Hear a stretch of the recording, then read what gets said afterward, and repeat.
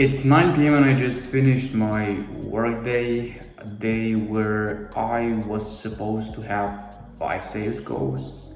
I actually had 4 sales goals. One of them was no show up, and a lesson I wanted to share with you, or just to share the raw reality of running a business or dealing with sales, is that the first 4 calls, like 3 of them were not closed, and one of them were no show up. In the past, or even now, I felt super frustrated. Like, I had no energy for the last call. I thought this would be a no show, or maybe I'll not close this person again. I was really frustrated and disappointed, but then I reminded myself that I should just leave my emotions. I should just take the call, just neutral emotions, restart everything, just detach myself and really get dialed in the call. And guess what happened?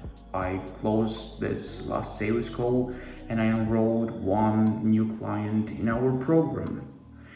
But why I'm sharing this with you is that I just really want to show you that not every sales call you take is a yes.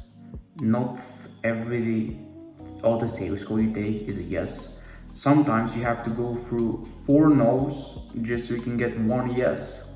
And going through this 4 no's is super frustrating. I felt super bad by the end of these 4 calls.